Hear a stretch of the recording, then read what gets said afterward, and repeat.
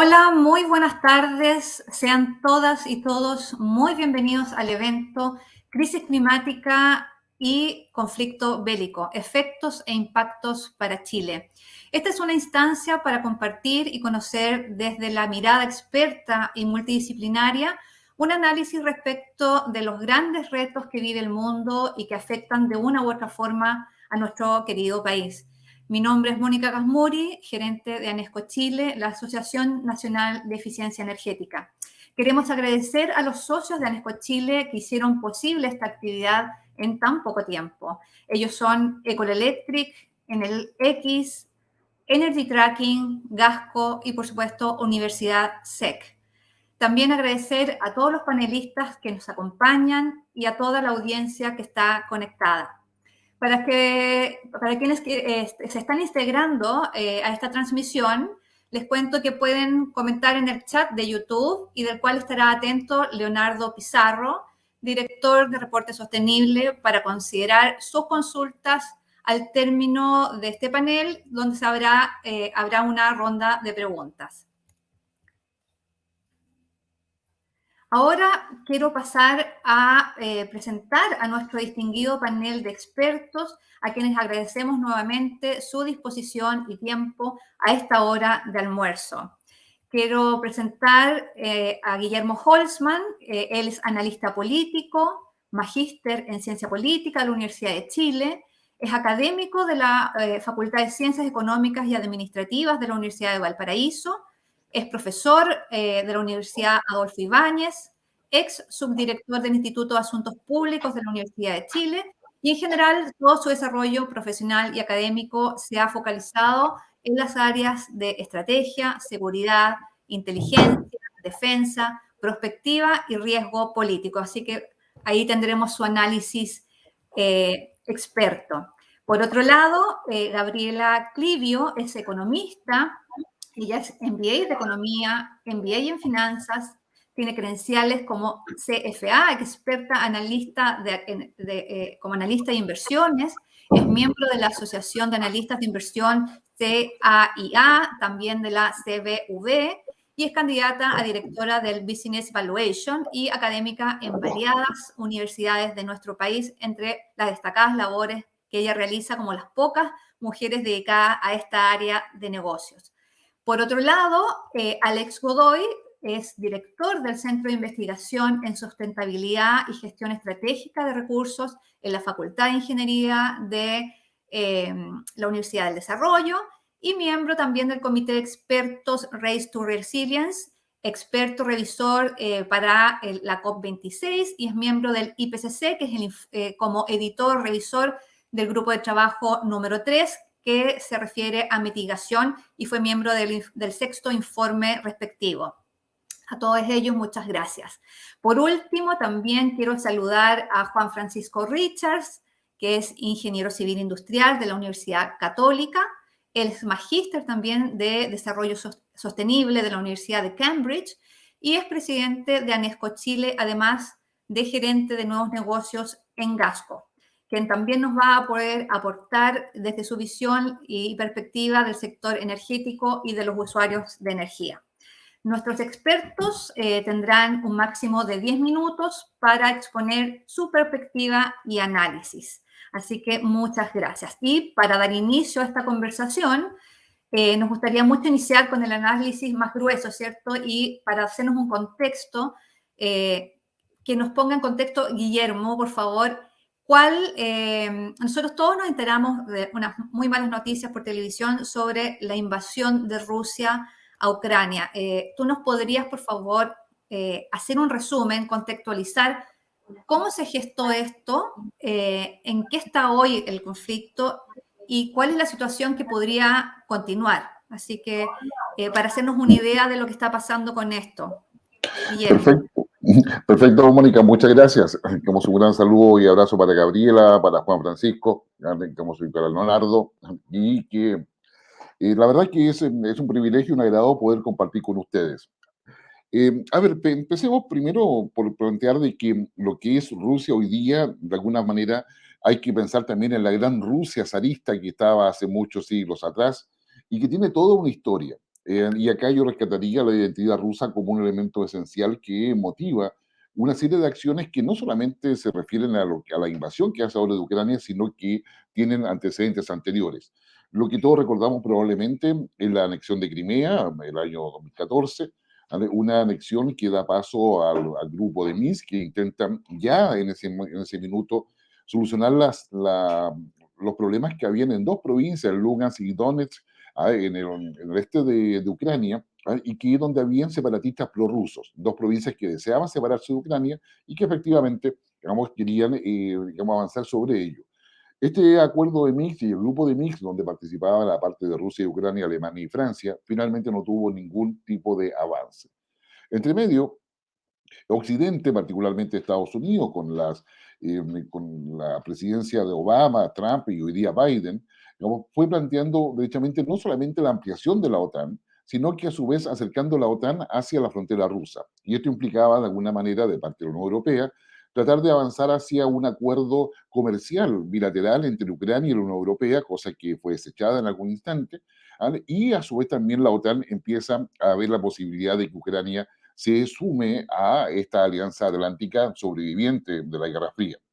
Y con ese contexto, finalmente Vladimir Putin opta por reconocer la independencia de Lugansk y Donetsk, estas dos provincias ucranianas, y bajo el argumento de que dos países independientes reconocidos por Rusia le permitían a Rusia entrar a ese territorio, que es conocido como la zona de Donbass, para proteger a su población. Ese fue el argumento inicial. Sin embargo, eso no quedó ahí, como todos bien sabemos. La invasión rusa se desplegó a todo el resto de Ucrania, con lo cual se constituyó un problema grave, cuyos tips y más importante es el siguiente. Primero, Rusia, digamos, vulneró el derecho internacional, vulneró lo que es el respeto a la soberanía y límites preestablecidos, y con eso constituyó un conflicto internacional. Lo segundo importante es que Naciones Unidas no tuvo capacidad para poder ni anticipar, prever, ni evitar esta invasión, con lo cual los organismos internacionales hoy día quedan en un cuestionamiento respecto a su eficiencia o eficacia o la forma en que pueden cooperar a que estos conflictos no sucedan. Lo tercero es que en Occidente, en definitiva, opta por dos cuestiones que son importantes. La primera, que ningún país de Occidente, hacia, con tropas hacia Ucrania para enfrentar a Rusia. Primera cosa, es decir, no van a haber tropas occidentales en Ucrania. Ucrania debe defenderse con lo que tiene, con sus fuerzas armadas. Y lo segundo, que se opta eh, por plantear a Rusia un frente de sanciones económicas inédito a nivel histórico, con el fin de obligar a Rusia, por la vía de la presión económica, en términos de un aislamiento comercial, político, financiero, económico, retirarse de Ucrania. Eh, Eso, como todos sabemos, no ha pasado y esto ha generado una crisis humanitaria como importante. Son tres, por lo menos la cifra que tiene ACNUR, son 3.200.000 personas que han salido de Ucrania. De ellas, 200.000 aproximadamente lo han hecho Bielorrusia y Rusia. Y todo el resto, los 3 millones restantes, están ya sea en Polonia, Rumanía, Hungría, y Moldavia, entre varios otros países que han recibido a estos 3 millones de personas, que es una cantidad enorme y que ha obligado a la Unión Europea a generar toda una logística para poder darles el apoyo necesario. De esos 3 millones, hay aproximadamente más de 1 millón, por lo menos algunos lo cifran en 1,5 millones, de niños que muchos de ellos viajan solos porque los padres, con tal de salvarlos, los entregan para que puedan salvarse, ¿no es cierto?, de lo que es la tragedia que significa una guerra. En este minuto han habido muchas conversaciones, muchas negociaciones entre Rusia y Ucrania, pero en cada una de esas negociaciones Rusia no se ha detenido en su ofensiva y mantiene esa ofensiva, digamos, sobre las principales ciudades, no con menos dificultades, con una resistencia ucraniana que ha hecho resaltar la figura de Zelensky, el presidente de Ucrania, y donde se ha transformado prácticamente en un líder reconocido a nivel mundial. Pero también se ha transformado esto en un gran problema porque si no hay tropas que ayuden a las Fuerzas Armadas ucranianas y solamente se está enviando armamento por parte de la Unión Europea, países de la OTAN, que le entregan armamento, inteligencia, le están entregando más información para que puedan de alguna forma tratar de detener o demorar, digamos, la toma de toda Ucrania.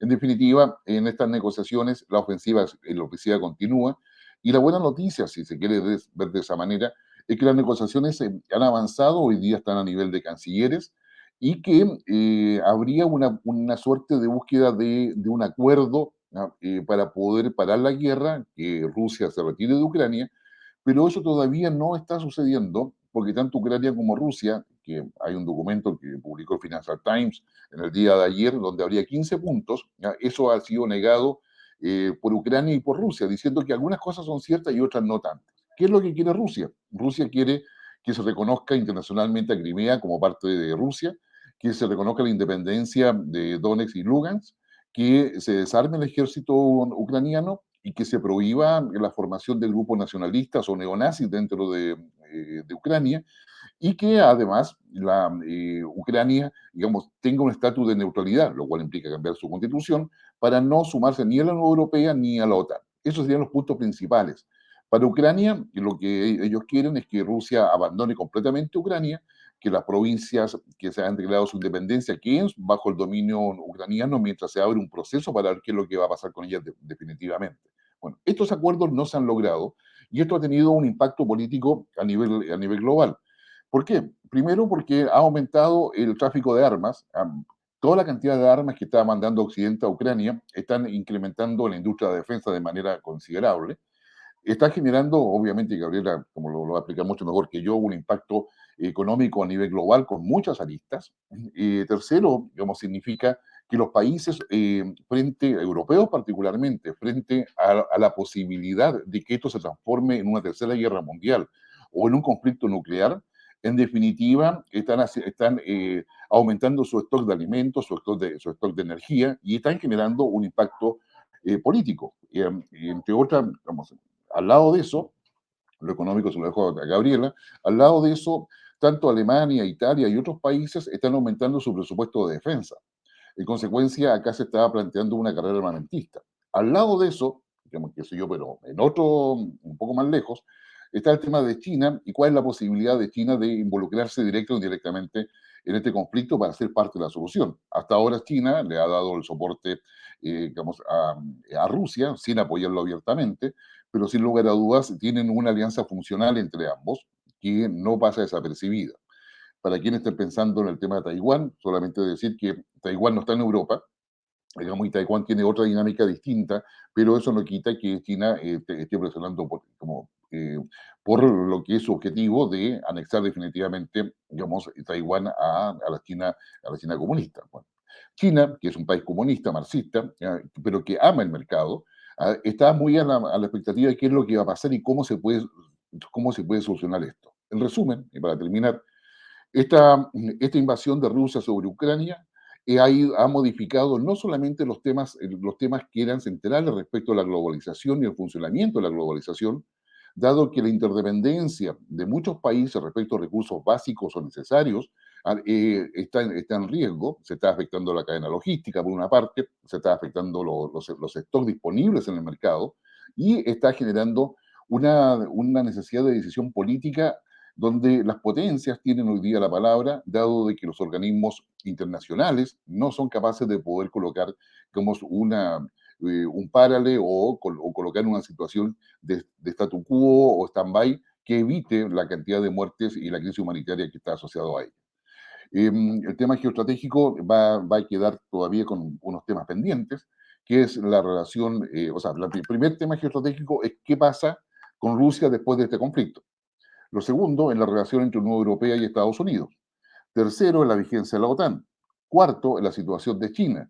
Y estamos dejando de lado, para no colocar más variables sobre la mesa, el tema de Irán, el tema de Siria, que son elementos de negociación que no están en la mesa en términos visibles, pero son parte de las conversaciones reservadas que han tenido varios mandatarios, particularmente de las potencias entre Estados Unidos, Rusia y Estados Unidos, China. Lo dejaría hasta ahí nada más, Mónica, para poder, digamos, dejar tiempo a las preguntas.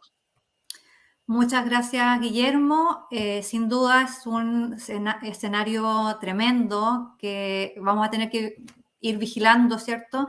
Y bueno, para pasar al análisis de Gabriela, ¿cierto? La parte económica, después de esta descripción que hace Guillermo, cómo está impactando esta guerra, este conflicto tremendo en los mercados internacionales y cómo de alguna manera está afectando a Chile en los precios al consumidor. ¿En qué se puede traducir, Gabriela, si le podemos decir a la gente cómo se va a ver afectado todo esto? Sí, estamos esperando a Gabriela. Acaba de tener una pequeña dificultad en su conexión. Me dice el director que ya está apareciendo, la vemos ahí próximamente a conectarse, pero ya está lista. Mientras tanto, Mónica, déjame contarles que esta transmisión la estamos haciendo en vivo a través de nuestro canal de YouTube, por supuesto.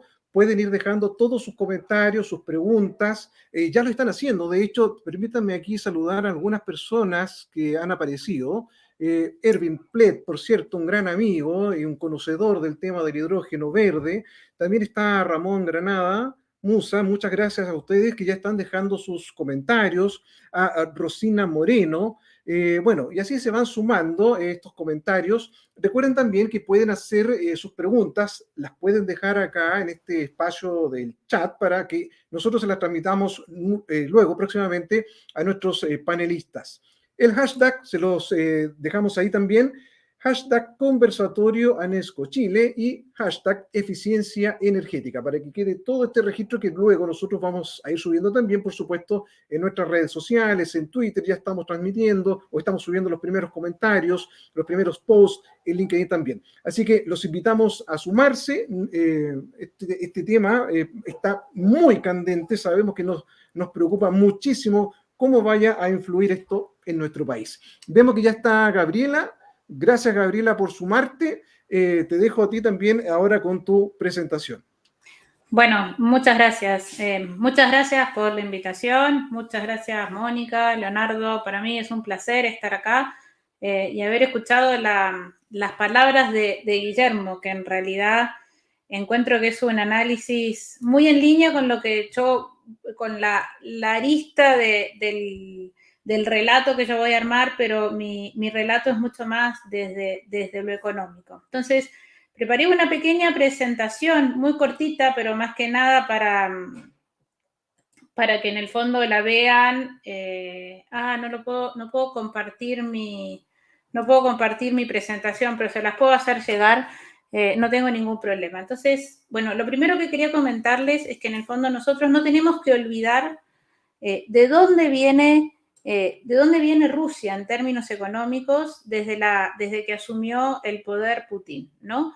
Cuando Putin asumió el poder hace ya muchísimos años en Rusia, él se prometió y le prometió básicamente y basó su estrategia de poder en un compromiso con los rusos de que nunca más iban a volver a vivir la pobreza que se vivía en los años 90. Acordémonos que en los 90, a principios de los 90 fue la perestroika y básicamente en ese minuto un 35% de la población rusa vivía en la pobreza y más allá, digamos, de este tema que de por sí es escalofriante, un 38% exactamente vivía con menos de $5,5 por día.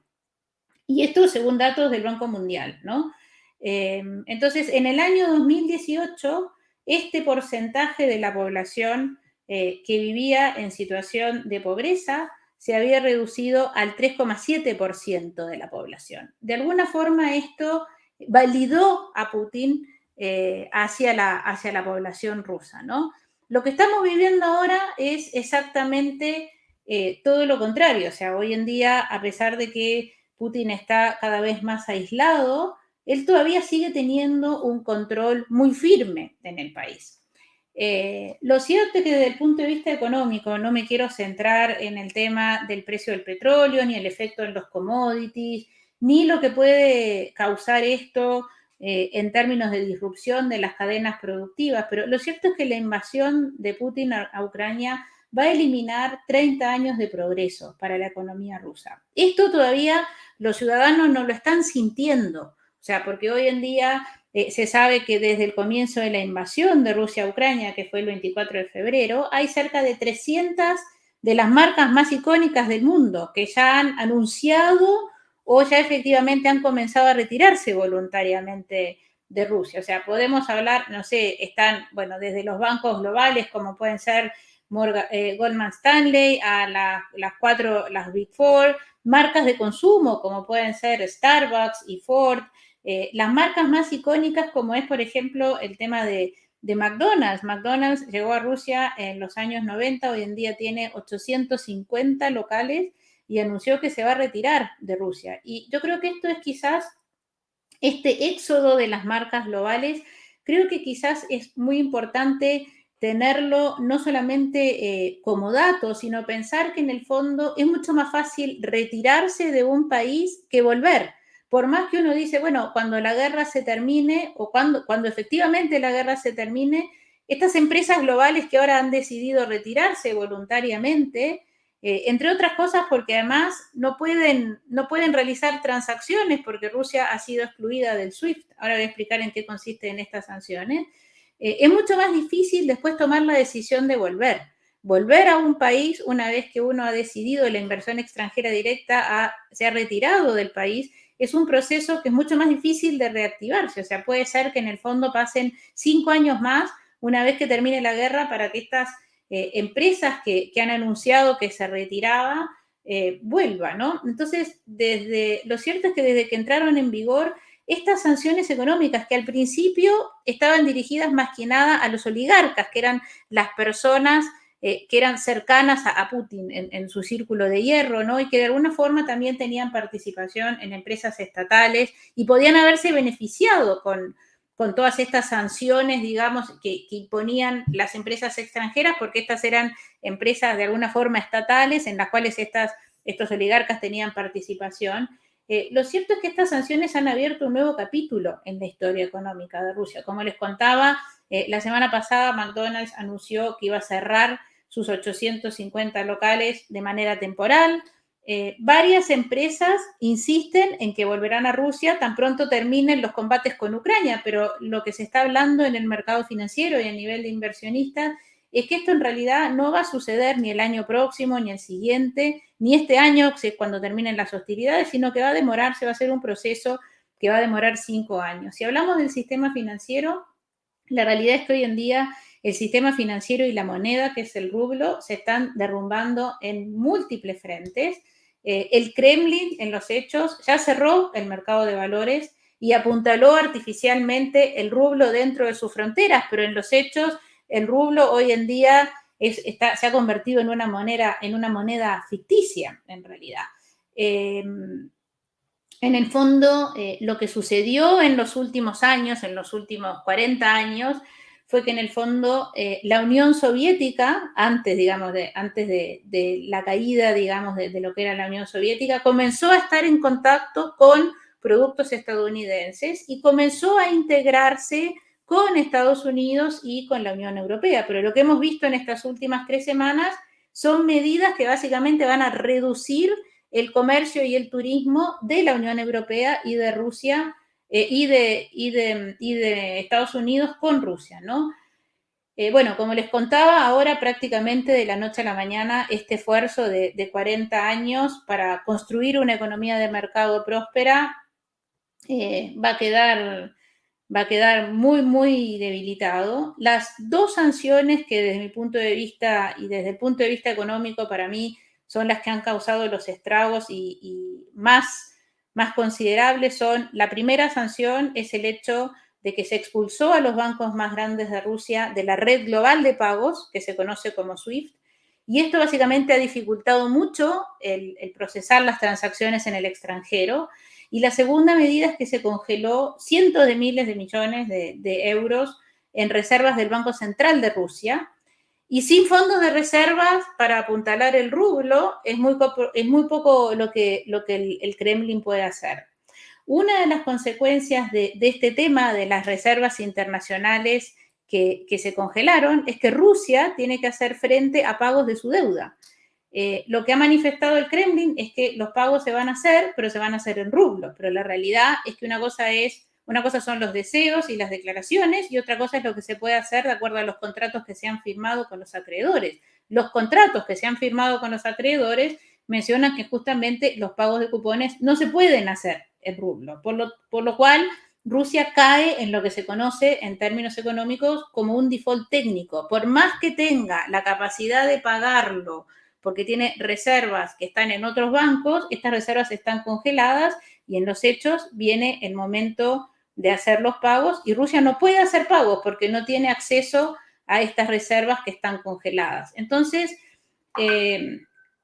por un lado está la fuerte depreciación del rublo, el apuntalar, el cerrar las operaciones en el mercado bursátil, la imposibilidad de hacer pagos de deuda, lo que de alguna forma también va a contagiar a otros mercados emergentes. Para que se hagan una idea, solamente en el mes pasado el rublo perdió un 14% de su valor frente al dólar y hoy básicamente es una moneda que es inútil fuera de Rusia, ¿no? Es un dinero ficticio, por decirlo de alguna forma. Solamente tiene un valor esencialmente dentro de Rusia. Todas estas medidas, en realidad, todo lo que está sucediendo, todos estos eventos, están borrando de alguna manera la credibilidad que se había construido durante décadas sobre la integración que tenía Rusia con el resto de Europa, ¿no? De alguna manera ahora va a venir un momento, yo sé que esta no es mi arista, pero donde se va a estudiar un poco y se va a ver quizás desde otro prisma el esfuerzo que hizo, por ejemplo, Angela Merkel de integrarse a Rusia al importar ese porcentaje tan importante de gas que importa Alemania desde Rusia, ¿ya? Mientras tanto, lo que está sucediendo es que Estados Unidos y Gran Bretaña están deteniendo las importaciones de petróleo y de gas ruso, quizás para Gran Bretaña en esta época post-Brexit es menos complicada la situación de lo que es para Europa, dada su dependencia del gas natural de Rusia. Estados Unidos, además, ha impuesto controles a la exportación de equipos de alta tecnología y artículos de lujo, y una creciente lista de países ha prohibido la entrada de los barcos rusos a sus puertos. O sea, hace un par de semanas había un par de cargueros con petróleo ruso que no podían entrar a ningún puerto porque en el fondo los demás países tampoco quieren arriesgarse a tener sanciones o a vivir un escenario más complicado de su relación comercial con Estados Unidos o con la Unión Europea. La última capa, digamos, de esta gran incertidumbre o de esta complicación es el tema de las sanciones a los bancos más grandes, que también ha agregado una capa de incertidumbre, ¿ya? Hoy en día, por ejemplo, cambiar rublos por dólares en un banco es imposible y eso está prohibido Entonces, son muchas las sanciones que se han ido acumulando. Hay que pensar y tener dentro de nuestra composición de lugar que Biden ya firmó un proyecto de ley de financiamiento que incluye 13.000 millones de dólares en ayuda a Ucrania, a pesar de que en el fondo la OTAN sigue siendo reacia a enviar armamento. Entonces, como les comentaba, Rusia va a dejar de pagar su deuda soberana. Los rusos hasta el día de hoy no han salido de sus fronteras y todavía no están viviendo el impacto real de lo que es la guerra, pero en algún momento Rusia va a tener que no va a poder importar medicinas y eso sí va a agregar una capa adicional de complicación. Y lo que desde mi punto de vista, no he visto reportes todavía de esto, pero lo que desde mi punto de vista, desde mi visión, va a suceder es que en el fondo lo que vamos a ver es un aumento de las importaciones de productos imitados, que pueden ser, desde autos hasta teléfonos celulares, importados desde China, ¿no? Que de alguna forma es otro actor que está como no alineado en este momento, pero pareciera ser que estaría más dispuesto a alinearse con Rusia de alguna manera. Bueno, como les contaba, Putin está cada día más aislado. Lo que nosotros vemos estando lejos acá es un aumento del precio de los combustibles, más que nada, digamos, por lo que ha subido el precio o el barril del petróleo. De alguna forma esto complica más el panorama, porque lo que estábamos viendo últimamente, desde que comenzamos a dejar atrás las grandes restricciones que fueron impuestas por el COVID, fue que el precio de los combustibles había aumentado considerablemente y esto se estaba traduciendo en una inflación, que ya se sabía que el año 2021 y el año 2022 íbamos a tener una inflación más grande. Algunos hablan incluso de algo similar a lo que pasó en los años 70, donde teníamos un bajo crecimiento con una alta inflación. El tema de la crisis en Ucrania complica aún más el tema de la inflación. Desde el punto de vista de los bancos centrales, quizás la única buena noticia, todavía no lo hemos visto, pero quizás la única buena noticia puede ser que algunos bancos centrales decidan esperar para comenzar su ciclo de alza de tasa para no complicar aún más la situación dada la crisis en Ucrania. Yo quise hacer un pequeño raconto de lo que está sucediendo, contar un poco más quizás cuáles son las medidas y cuáles son las sanciones, porque en el último tiempo siempre nos enfocamos más en el efecto de la inflación, el precio del crudo, pero me parece importante contar lo que está sucediendo también al interior de Rusia hoy en día. Eso. Muchas gracias, Gabriela. Sin duda, es muy importante saber, porque nos involucra a todos. Obviamente, quien ha invadido también va a tener terribles consecuencias. Muchas gracias, Gabriela. Pasando al análisis más medioambiental, que también nos preocupaba, nosotros estábamos en un escenario en Chile, ¿cierto? Y yo creo que en muchos países estábamos absolutamente convencidos que el camino a ser más limpio, más verde, era lo correcto. Teníamos un tremendo compromiso, ¿cierto? Y desafíos en el sector energético, principalmente, de cara a la transición energética, la carbono neutralidad, que requieren también, por supuesto, no solamente inversiones, sino también un clima político para poder avanzar. Alex, tú si nos puedes resumir qué pasa con este nuevo escenario más complejo, luego de lo que han explicado Guillermo y Gabriela, con los compromisos, por ejemplo, que fueron asumidos en la COP26, que tú, por supuesto, has participado de ello. ¿Es posible responder a eso? ¿Podremos lograr algo de esto? ¿Qué está en riesgo de ese acuerdo de la COP26, Alex? Si nos pudieras resumir. Bueno, gracias a la invitación a Enesco, grandes amigos que están ahí, y tu pregunta un poco, bueno, y también, digamos, al portal sustentable, digamos, que nos apoya en esta transmisión.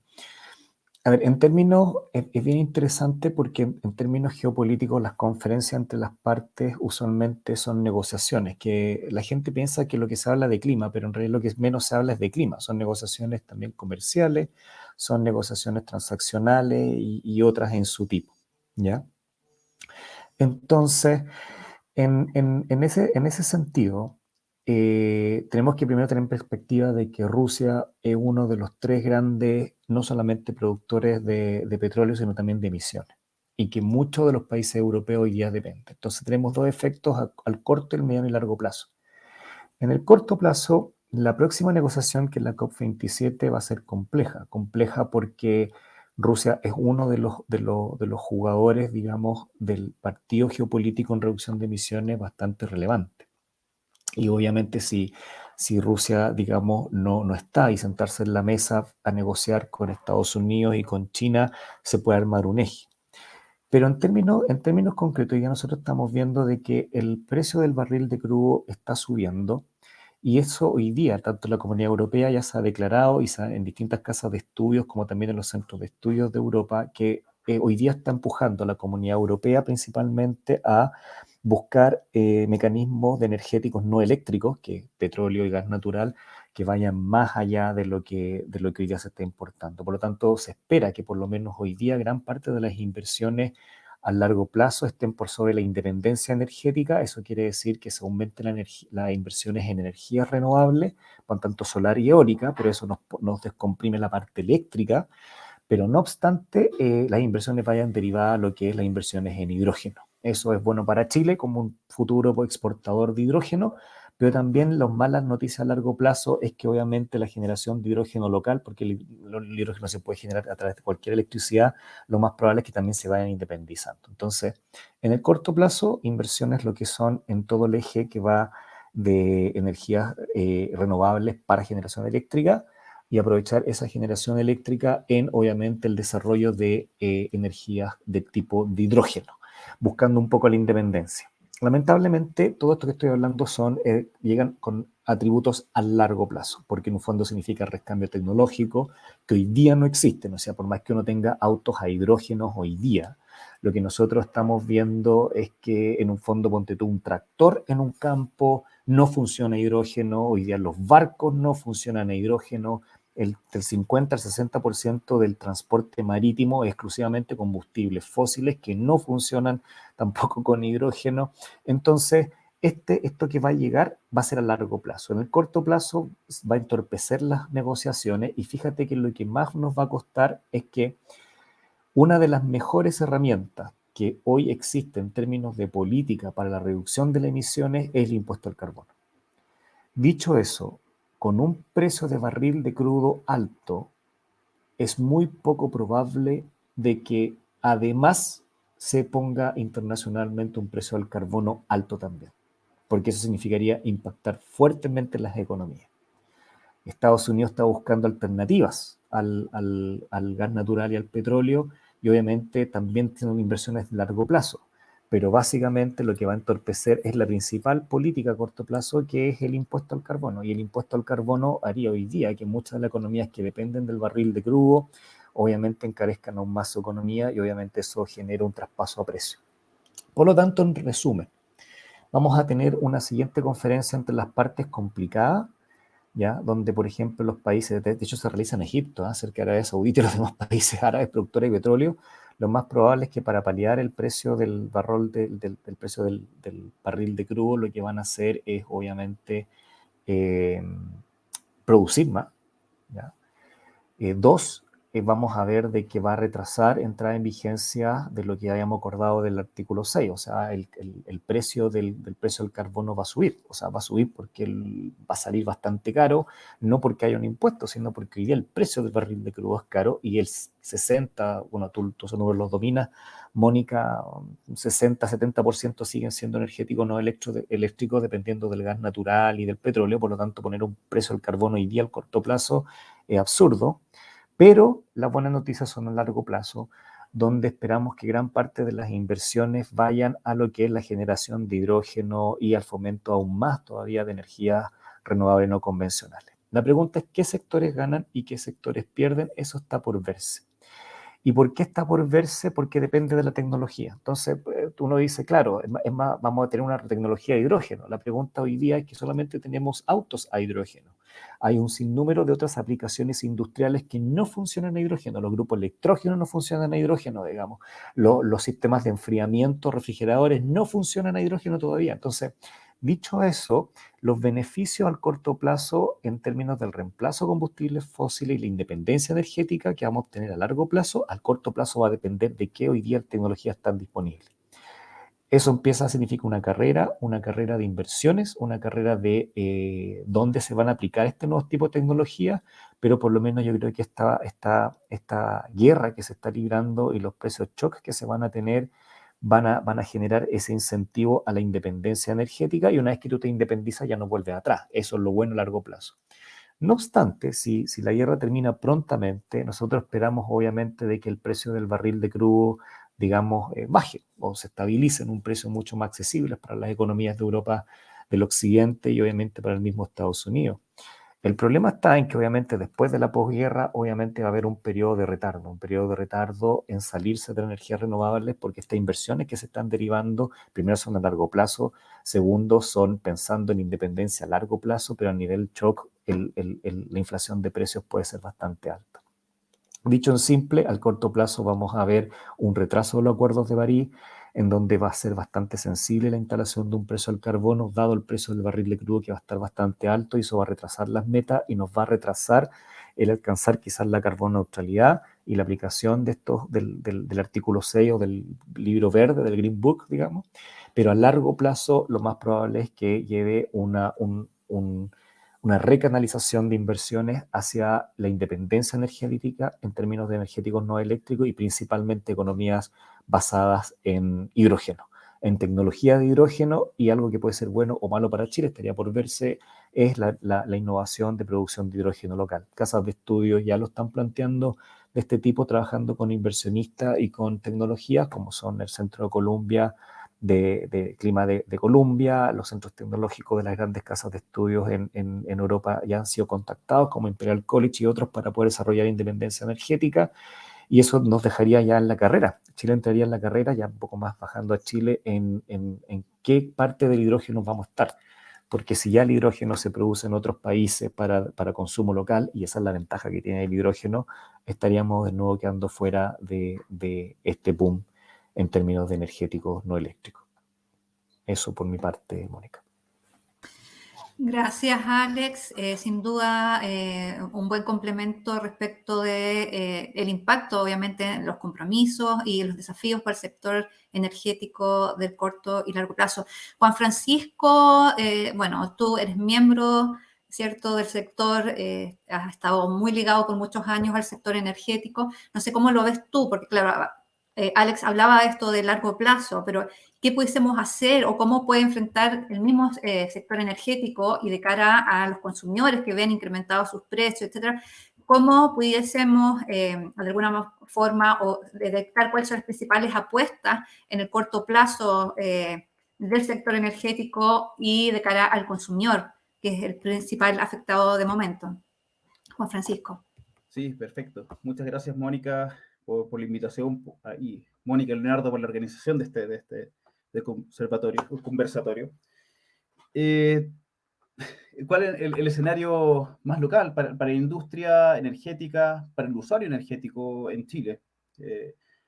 ¿En qué nos encontramos? Un escenario que, bueno, ahí lo escribían, de alta incertidumbre, con perspectivas negativas, en el sentido de que negativas, bueno, ojalá, como comentaba Guillermo, ojalá que las conversaciones avancen positivamente, pero vemos que hay una presión sobre el mercado internacional de combustibles, sobre todo, que se debería mantener, avancen como avancen las conversaciones. Ya vemos que hay precios, los precios del barril están del orden de los 100 o con perspectivas mayores, y Chile, siendo un país altamente dependiente de los combustibles y de los combustibles importados, nos va a afectar de forma directa, ya lo estamos viendo,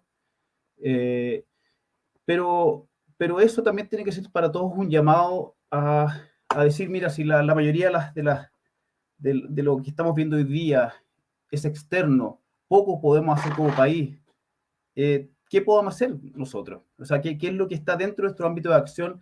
Y eso es lo que yo creo que la industria energética y el usuario energético debería empezar a buscar bajo este escenario.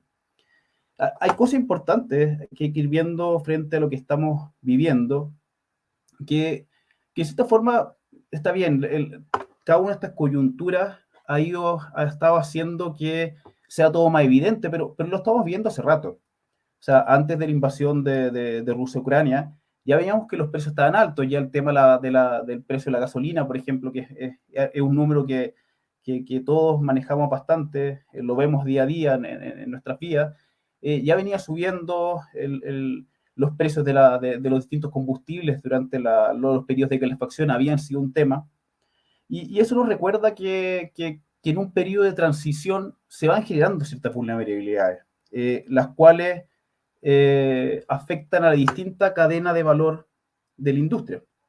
Y por eso probablemente al dar las señales de que el mundo quiere moverse a la energía renovable, de que queremos movernos a la energía renovable, ser una matriz más sostenible, se le quitan señales, por ejemplo, a la industria del combustible, del petróleo, y por lo tanto, claro, estas antiguas grandes inversiones ya no se hacen, quedan más vulnerables, y claro, estos movimientos nos pegan más, o lo que estaba pasando ahora con la recuperación económica pero con estas mejoras que estamos viendo en el COVID, que claro, a la industria le cuesta ajustarse a estos cambios de demanda, le cuesta más que probablemente le hubiera costado en el pasado, y por lo tanto estamos viendo que los precios iban subiendo, y estamos viendo en Chile un escenario de precios altos que tenemos que aprender a vivir, tenemos que prepararnos para vivirlo, porque, como les digo, poco se puede hacer siendo un país importador de combustible. En el precio del combustible podemos hacer muchas otras cosas, y sobre eso me gustaría referirme. También otro tema que comentaba Alex, que esto va a tener efectos permanentes en el camino de transición que estábamos llevando. El lado positivo es que creo que lo va a acelerar. Tenemos una Europa que dependía fuertemente de los combustibles fósiles de Rusia, y que por lo tanto va a haber un movimiento importante a la energía renovable. Pero coincido completamente que también un movimiento de las renovables, pero con factores más pragmáticos que probablemente que los que vimos antes. Por ejemplo, esta vulnerabilidad geopolítica que se genera. O sea, entonces, va a haber de todas formas un cuestionamiento de cuánto puedo depender de otros países. Por lo tanto, puede haber ahí un movimiento a cuánto puedo generar internamente. Y bueno, entonces, bajo este escenario tenemos que plantearnos qué hacer, ¿cierto? Hay como una forma de plantear estos problemas que primero es generar conciencia, reconocer lo que podemos hacer y después actuar. Lamentablemente el consejo es un poco tarde porque los precios ya son altos, entonces el conocimiento, la conciencia de que tenemos que hacer algo ya es bastante más evidente. Y claro, entonces, desde el punto de vista energético, ¿cuáles son los pasos a seguir? Y por lo tanto, siguiendo este mismo consejo, es reconocer en qué usamos la energía. Yo creo que eso es lo primero que tenemos que hacer como industria y como usuarios, cada uno. Es decir, ¿en qué la estoy usando? ¿Para qué la estoy usando bien, por supuesto? Porque son estas las preguntas que nos tienen que después gatillar a la acción. ¿Qué podemos hacer con los productos importados? Poco, porque vamos a seguir siendo dependientes. Si bien no exportamos directamente a Rusia, sí competimos bajo los mismos mercados internacionales. El gas natural, vemos que Europa va a pasar, obviamente va a ir traspasando, y eso va a ser un proceso en el mediano y corto plazo de hacer un actor aún más importante en el mercado del GNL, que es un mercado importante para Chile. Así que sí nos podemos concentrar ahora en decir cómo estoy usando energía y cómo lo puedo usar mejor. Entonces ahí es donde aparece, creo yo, la eficiencia energética. Por supuesto que está la eficiencia energética y el uso de nuestros recursos propios, como son las renovables, pero creo que hoy día la eficiencia energética tiene estas características de ser más pragmáticamente, podemos utilizarla de forma más rápida, ¿cierto? Además, la eficiencia energética tiene varias virtudes que no solamente nos preparan para pasar esta coyuntura de precio alto, sino que nos van un poco preparando y dejar mejor parados para todo lo que viene después. Bueno, hoy día podemos ir generando una industria de eficiencia energética en que no solamente puede ayudarnos a protegernos de esta alza de precios internacionales, sino que también ir transformando estas importaciones en valor local, en trabajos locales. Y sobre todo también está el tema de ir reduciendo la contaminación. Uno a veces cuando pasa estas grandes coyunturas se fija mucho, pero Chile, como decía al principio, venía pasando bien, tiene un tema anterior a la energía, de contaminación, de dependencia energética que queremos ir cambiando. Así que en eso creo que la eficiencia energética va a ser un tema muy importante, es muy virtuosa, pero no te podemos olvidar que a pesar de todos estos factores tan virtuosos de la eficiencia energética o del uso de la energía renovable, tenemos que hacer un uso bien consciente. O sea, la solución que busquemos, tenemos que querer desarrollarlas. Por sí solas no se van a desarrollar. Es un poco lo que hemos nosotros aprendido acá en el gremio de la eficiencia energética, que a pesar de que muchas de estas virtudes de la eficiencia energética han sido de siempre, no ha avanzado a la velocidad que queremos, el potencial que tiene. Y por ejemplo, dentro de ANESCO hemos hecho varias encuestas, hemos trabajado con otros gremios, con otras instituciones, y claro, dentro de Chile, hasta el 2017, que fue una encuesta de la que participamos y apoyamos, solo un 75% de industria no había hecho nada de eficiencia energética. Por lo tanto, hay mucho que hacer, pero también nos da una señal de que no solo hay mucho que hacer, sino que ¿por qué no se ha hecho? Y por lo tanto, tenemos que aprovechar esta coyuntura, esta crisis, que si bien es geopolítica, en Chile probablemente la podemos llamar una crisis energética, una nueva crisis energética, porque los resultados no se dan solos, la verdad. Y no porque ante la crisis energética, la eficiencia energética o el uso de energías renovables puedan ser la mejor solución, no se van a dar solas. Un ejemplo, por ejemplo, cuando se dio la crisis energética, por ejemplo, cuando tuvimos problemas de abastecimiento de gas natural desde Argentina, tuvimos un retroceso realmente energético. O sea, se volvieron a usar muchas fuentes fósiles, se perdió mucha industria. Dentro de los hogares, muchos hogares, este shock que fue tanto de suministro como de precio, algo parecido a lo que estamos viendo hoy día, se reflejó en peores calidades de vida, menos calefacción, usar otras fuentes que eran más contaminantes. Así que quiero dejar con esto el mensaje de que si bien ante todo lo que hemos revisado y la eficiencia energética puede ser una gran respuesta, vamos a tener que querer impulsarla, o sea, no se va a dar sola. Pero bueno, es importante que queramos y lo vayamos desarrollando. Y bueno, y hay que ser optimista también, como viene el futuro. Creo que, como decía, creo que la transición energética con esto se va a acelerar, pero tal como señalaban algunos de los expositores previos, creo que también nos cambia el paradigma afuera, y por lo tanto, que seamos eficientes, no solamente nos va a ayudar a esta coyuntura, sino que poder aumentar nuestras posibilidades de participar de la economía global. O sea, nuestra capacidad de exportar hidrógeno, amoníaco o algún otro elemento transportador de energía va a depender de qué tan eficientes seamos. No solamente porque se busque la autonomía energética, sino porque las energías renovables con las cuales queremos sustentar toda nuestra economía de energías renovables está distribuido de una forma bastante más justa y uniforme en el mundo. Por lo tanto, a pesar de que tenemos grandes recursos, la eficiencia va a ser la llave que nos permita participar de esto. Y la industria, y también, y no solamente tenemos que pensar en que vamos a exportar hidrógeno o amoníaco, sino que lo más evidente y sería lo más rico para Chile, exportar productos de valor agregado que energéticamente aprovechen.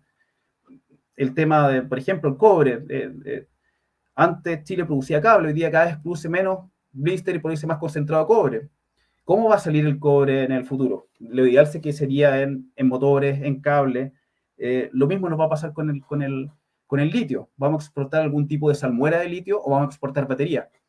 Por lo tanto, esta crisis energética tiene que ser una llave en eso. O sea, si queremos participar bajo todos estos elementos, yo creo que la apuesta energética más importante, tanto para la industria como para el usuario, es la eficiencia, y que nos va a ayudar a poder participar, a sortear mejor esta situación y poder participar de toda esta transición que definitivamente yo creo que se acelera.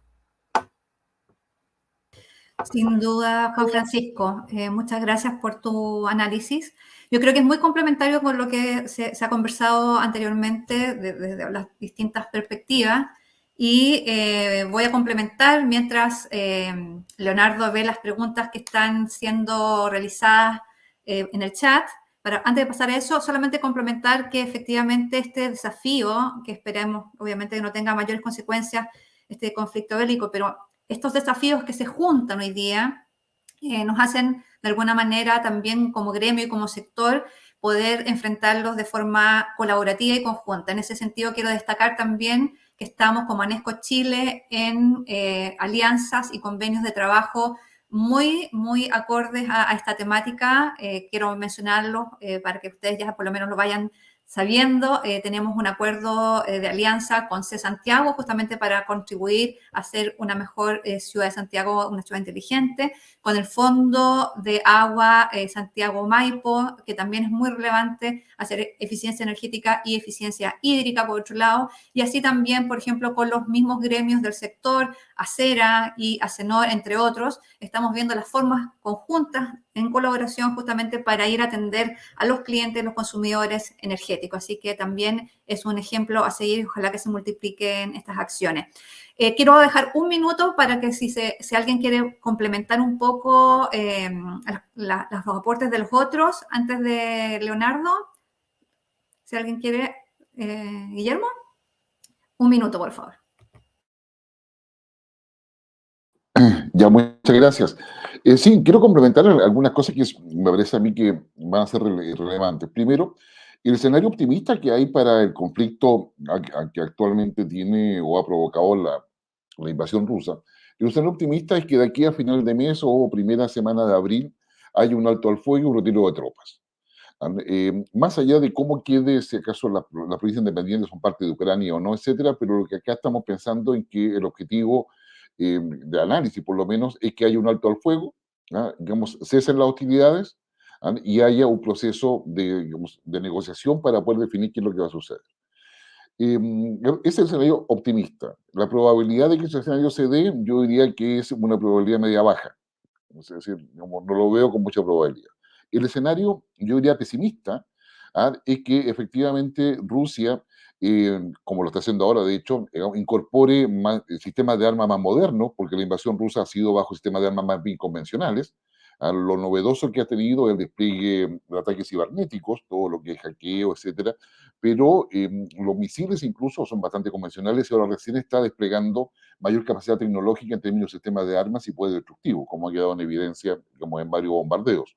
Y que coloque, de hecho estamos movilizando incluso más tropas, para poder sitiar Kiev, sacar al gobierno, que eso sería, como sería el objetivo, y colocar tropas en la frontera con Polonia, con Hungría, amenazando derechamente a Europa con una suerte de invasión, y con la amenaza permanente de apretar el botón nuclear.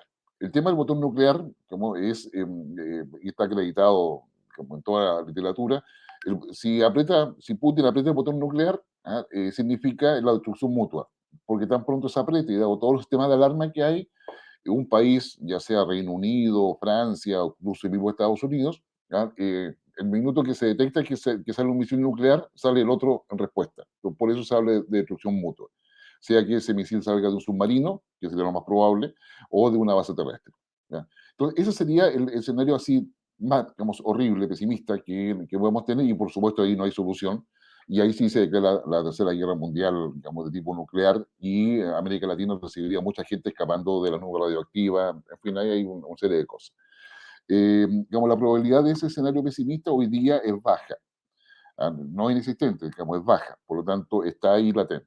Y el escenario tendencial en términos concretos es que digamos, Ucrania, poco a poco y a raíz de muchos mercenarios que están llegando, ya sea contratados por Rusia o por Ucrania o soldados que van a apoyar a Ucrania, finalmente Ucrania avance hacia una suerte, como, y guardando toda la distancia y diferencias que hay en el contexto y historia, a lo que es Siria. O sea, es decir, una guerra de guerrillas, una guerra urbana permanente, digamos, avalada por Occidente, y la cantidad de armas que se han trasladado, y por Rusia, por supuesto, haría tomar partido a China en esa perspectiva, y estaríamos ya entrando a un proceso de negociación a nivel global muy concreto, sí, muy difícil de poder llevar. Este escenario tendencial va a tener dos momentos. Uno, que se cierre el proceso de negociaciones que hoy día se ha avanzado, y donde se estima, según la información a la cual he tenido acceso con amistades dentro de Europa, es que recién el cese de hostilidades, si se sigue este proceso de negociación, estaría para la primera quincena de mayo. O sea, es decir, tenemos conflicto asegurado con una probabilidad media alta hasta mayo. ¿Ya? Y si en mayo no se logra frenar el conflicto, Ucrania va a quedar hecho una zona de guerra permanente, y ahí el tema de negociaciones que se hace con Rusia y cómo se va a lidiar con China, y cuál va a ser el impacto que eso va a tener en los mercados, porque se va a declarar una suerte de percepción de guerra permanente, donde entonces, el tema de defensa va a ser muy relevante en cada uno de los países, y va a tener impacto en todo lo que ahí tiene. Y para los países como América Latina, el tema en los escenarios pesimistas y tendencial particularmente, porque el pesimista no tenemos mucho que hacer, tenemos que someternos a lo que pasa a nivel global nada más, pero tanto en el pesimista como en el tendencial, es más allá de lamentar toda la guerra, también es una oportunidad. Yo creo que varios de ustedes lo han planteado, pero una oportunidad significa saber con quién negociar, generar la reflexión tecnológica necesaria, generar las capacidades necesarias para poder plantear la innovación o el aporte que se requiere en asociatividad público-privada, al convencer al Estado que también tiene que invertir, o sea, para poder generar justamente, digamos, que sea una ecuación que sea rentable en el mediano y largo plazo. Y ahí yo no veo que en Chile se esté trabajando bajo esos tipos de escenarios. No lo veo, o sea, y eso es preocupante porque sucede, está bien, esto está pasando en Europa, pero para nosotros es un tema estratégico, o sea, que no es menor. Por lo tanto, nos tenemos que negociar con China, tenemos que negociar con Estados Unidos, con Europa. Cada uno tiene ventajas y desventajas, pero créanme que si no aprovechamos esta oportunidad, no podemos pretender solamente uno de los países más globalizados del mundo, como es Chile, no ver la oportunidad dentro del conflicto. Yo lo dejo hasta ahí nomás, pero lo quería Sin decir. duda es un tremendo escenario que hay que considerar y ya tendremos ocasión para seguir analizando esta situación, Guillermo. Muchas gracias. ¿Hay preguntas para cada uno de nuestros integrantes del panel, Leonardo?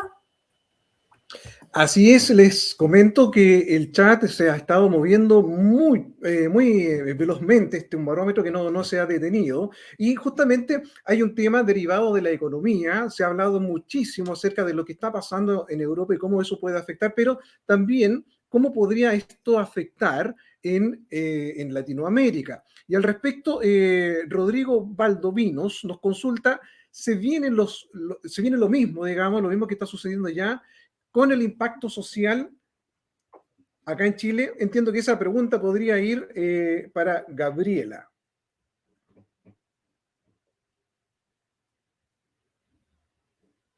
Tienes que activar tu... Estaba en mute, sí, estaba en mute. La pregunta es si en Europa se puede vivir, dado esto, un escenario de descontento social como consecuencia de la crisis rusa, de la crisis de la invasión de Rusia a Ucrania. Yo creo que no. O sea, yo creo que son situaciones muy distintas. Los niveles de desigualdad que presenta Chile como economía es algo que no se presenta en países OECD. Gran parte de los países de Europa son de la OECD. Es justamente uno de los temas que se ha identificado en Chile, más allá del éxito que ha habido en términos económicos en reducción de la pobreza, es que es necesario avanzar en reducción de la desigualdad. Lamentablemente, muchos programas económicos se quedan entrampados, es o crecemos o reducimos la desigualdad.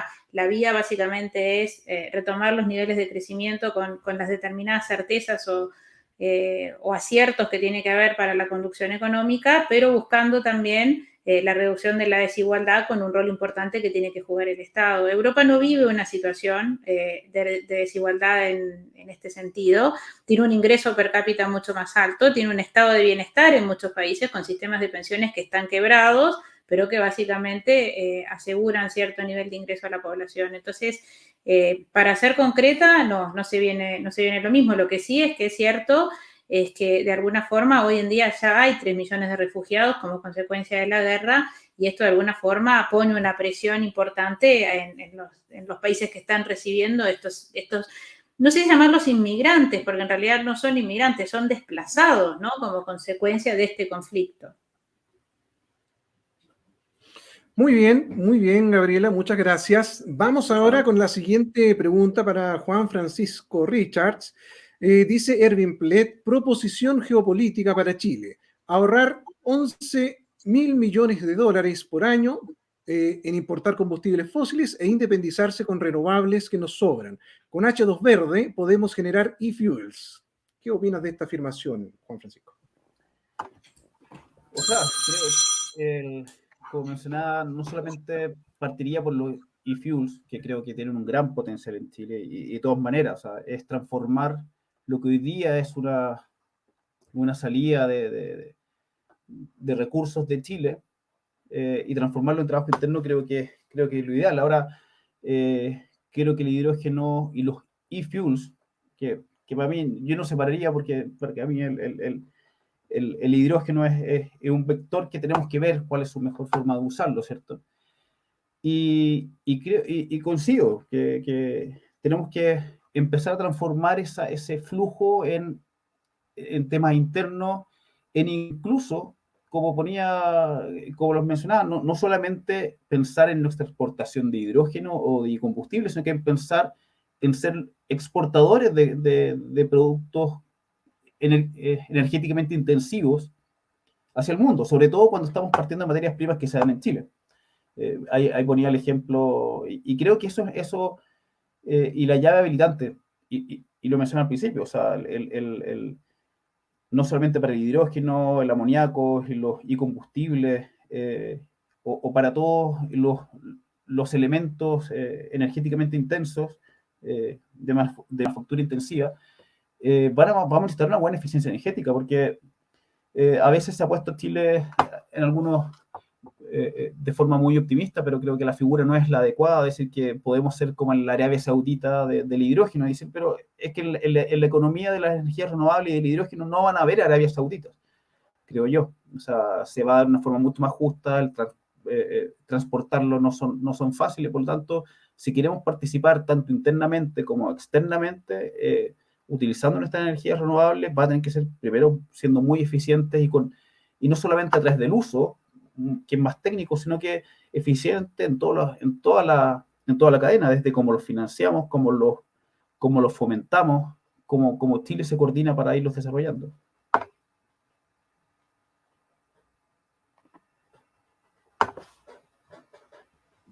Ahora sí, muy bien, muchas gracias, Juan Francisco. Queremos quedarnos contigo, brevemente, porque se está tocando otro tema también a propósito de la eficiencia energética. Dice Rodrigo Valdovinos, las renovables son el complemento ideal a la eficiencia energética. Ahora tenemos una ley de eficiencia energética. ¿Se hará necesario tener una ley de energías renovables que Chile no tiene para avanzar en las soluciones indicadas?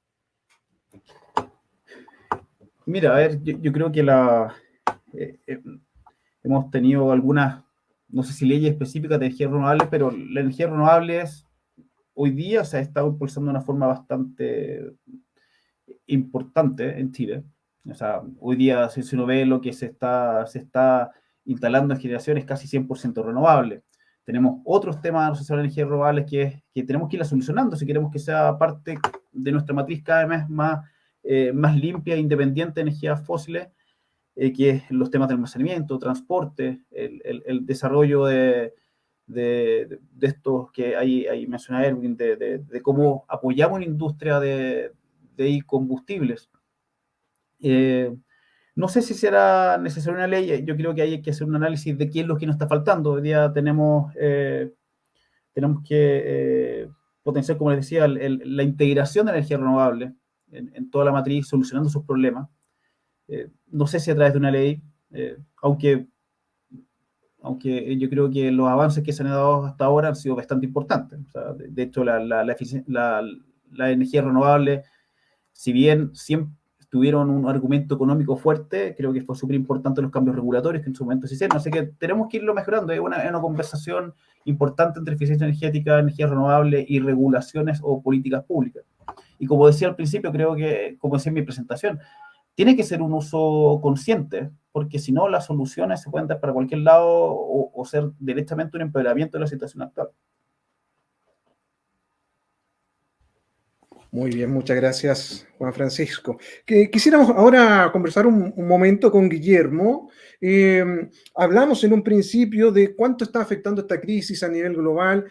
Hemos visto algún ligero impacto, tal vez hasta ahora, en Chile. Quisiéramos justamente, Guillermo, consultarte aquello. ¿Cuándo crees tú que definitivamente este tsunami podría llegar a nuestro país y podría afectar ya de una forma más palpable? Algo hemos visto con el petróleo, con el precio de los combustibles, el gas, por alguna parte, que ya pronto se viene el invierno. Pero ¿cuándo crees tú que esta oleada grande llegue definitivamente a nuestro país? Está tu teléfono en silencio. Ahí sí, disculpen. Ahora sí. En una mirada de análisis de riesgo político, yo diría que para América Latina no lo va a pasar bien, porque todo aquello que está afectando a los commodities, como el efecto de la guerra en concreto, pero también por las reservas que los países van a empezar a aumentar en términos de grano, en términos de combustibles, energías, en términos de cambio de bases productivas que van a detenerla ahora porque no tienen acceso a la energía que necesitan, etcétera. Van a ver, como el mercado va a tender a restringir la oferta, No hay que olvidar hoy día lo que está pasando en China con las dos provincias, una de ellas muy relevante desde el punto de vista de la producción industrial, que están totalmente confinadas.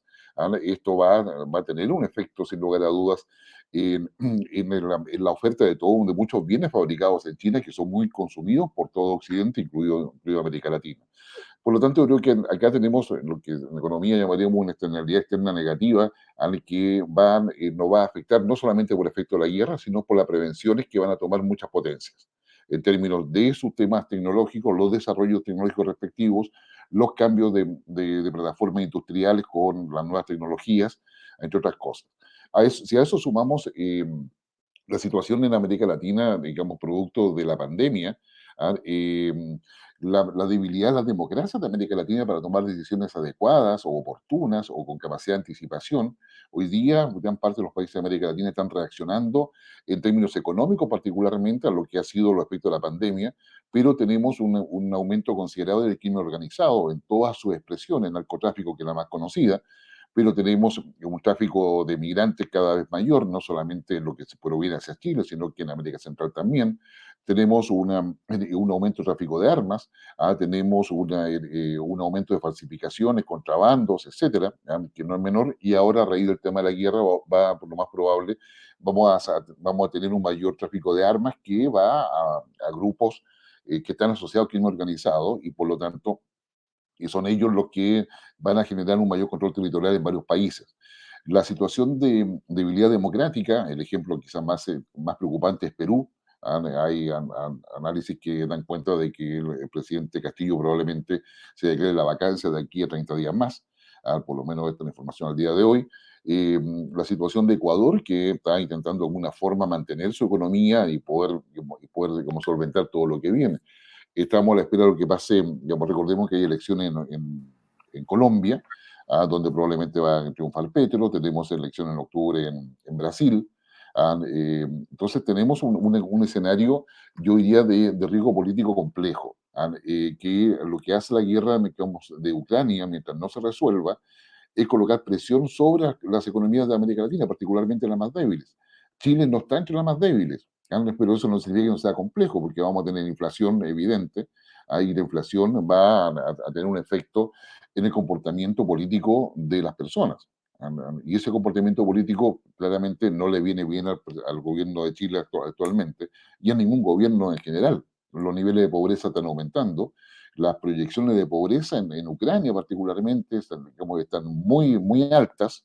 Entonces viene un problema que teniendo elementos económicos, como es evidente, muy bien lo explicaba Gabriela, desde el punto de vista político, no hay solidez democrática como para enfrentar estas cosas en términos oportunos.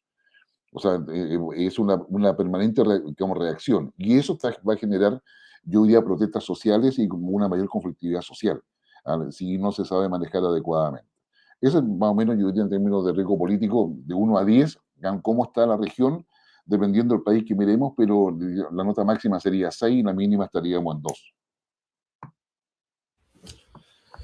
Muy bien, es un tema igualmente preocupante, sin duda. Vamos con Alex Godoy. Tú hablaste en un principio sobre esta especie de transición a la eficiencia energética, a dejar un poco atrás la dependencia. ¿Crees tú que de alguna forma este conflicto aceleraría justamente esa transición? Alex, ahí vemos que está arreglando un poco tu sistema. ¿Podría de alguna forma este conflicto contribuir a aquello, o sea, viendo un poco el lado positivo, y que también esto sería de alguna forma positivo para Chile como futuro país exportador de hidrógeno verde? A ver, yo creo que en sentido estricto, yo creo que todos quieren ser positivistas y dar evidencia de que las cosas mejoran. La evidencia muestra que no han mejorado. Hemos tenido shock de petróleo, hemos tenido un sinnúmero de cosas. Entonces, el hecho de que nosotros digamos que ahora sí esto va a acelerar, digamos, yo prefiero ser más escéptico o en realidad o más incluso autoflagelante que optimista. Y 2 por 3 cosas. Alguien decía por ahí, yo propongo 11.000 millones de inversión.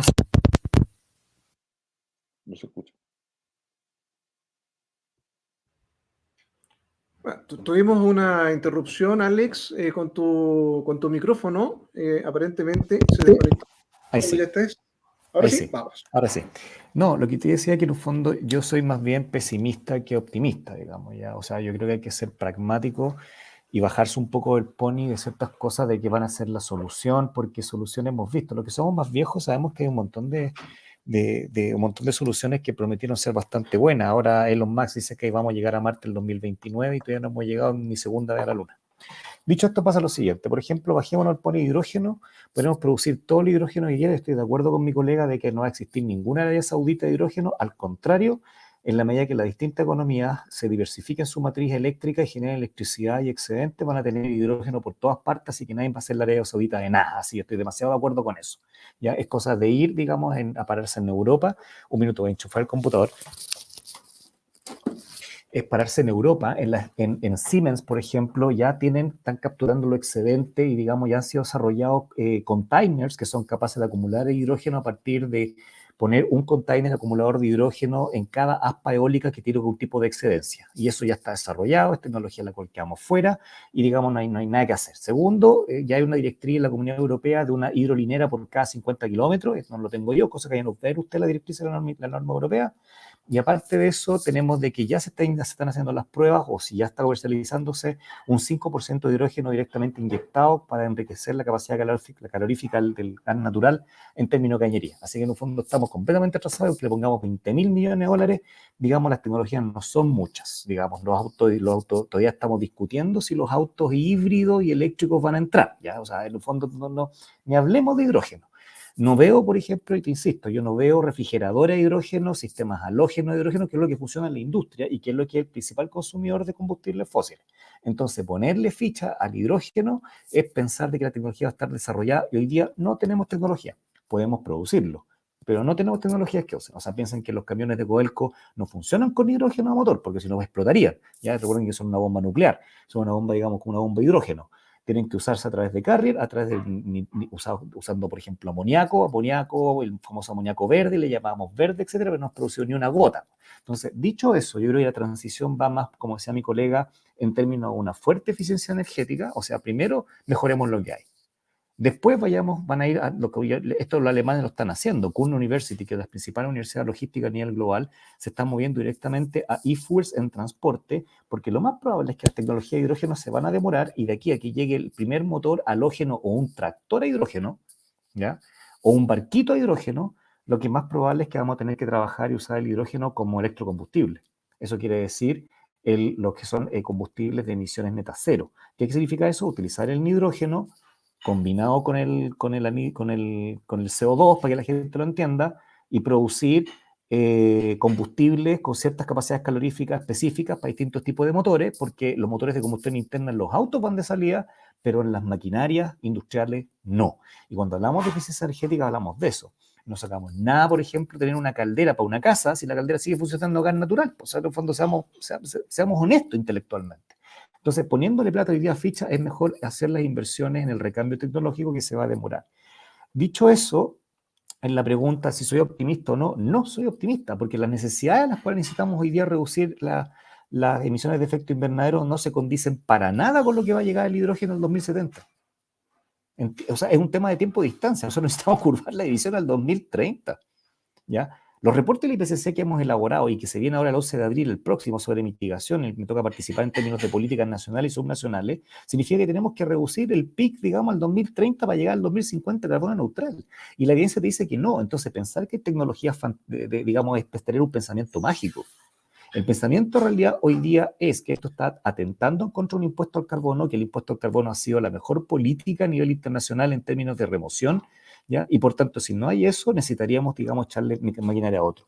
En la pregunta si es necesario o no tener una política, en Chile todo se arregla con una nueva ley, el cambio climático con una nueva ley, pero en realidad vamos creciendo como queso suizo sin hacernos cargo de un montón de cosas, como por ejemplo que nunca se ha tomado en serio ya definitivamente la ley de eficiencia energética. Menos mal que tenemos una ley, pero estamos completamente atrasados. Llegó y ahí yo me saco el sombrero con la Nesco y con la Mónica, que trabajamos fuertemente en impulsar esta cuestión, pero llegó el 2000, pasado el 2015.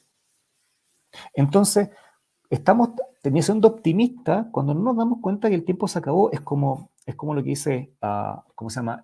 Yu Han, digamos, el filósofo, la gente envejece pero no se hace mayor, po. Pensamos que todavía con 45 años somos jóvenes o que un gobierno joven está sobre 35 años. Son un gobierno joven, son adultos igual que nosotros.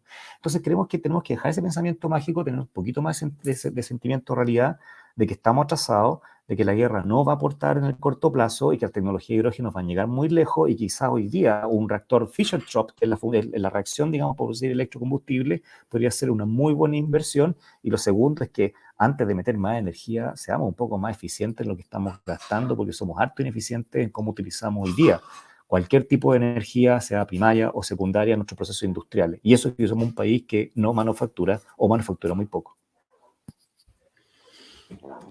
Eficiencia energética es la clave en gran parte de esta temática. Bueno, nos quedan muchas preguntas aún por responder. Estamos un poco ya contra del tiempo. Mónica, tienes tú, por favor, la palabra para que nos cuentes cómo sigue. Sí, mira, yo solamente quiero agradecer a los panelistas presentes por esta conversación, este tiempo que nos tomamos para, dentro del almuerzo, para analizar una situación súper compleja, porque no solamente, como decía Alex, ya era compleja para transformarnos, para hacer la eficiencia energética y transformar nuestra industria, sino que hoy día hay más componentes que lo hacen bastante más crítica la situación, pero también de alguna forma nos mueve la urgencia. Quiero dejar de alguna manera esa invitación a poder empujar a la acción, a la eficiencia energética. Ahí están las empresas disponibles, obviamente, para hacer esa transformación. Quiero agradecer nuevamente a cada uno de los panelistas. Yo creo que es una conversación que vamos a tener que a lo mejor volver a tener, pero quiero agradecerles por este espacio y obviamente a la audiencia que está conectada a YouTube. Este espacio y este evento va a estar disponible también en internet para que lo puedan repasar nuevamente quienes no nos hayan podido acompañar a esta hora. Muchas gracias, Gabriela, muchas gracias, Guillermo, Juan Francisco, Alex, por supuesto, de nuevo, muchas gracias por tus palabras, que a veces son duras, pero es solo parte de la realidad que a veces nos cuesta ver. Gracias también a Leonardo por su transmisión y obviamente la difusión del evento. Muchas gracias a nuestros auspiciadores, Energy Tracking, Ecol Electric, NLX y por supuesto Universidad SEC. Muchas gracias a todos y nos estamos viendo prontamente.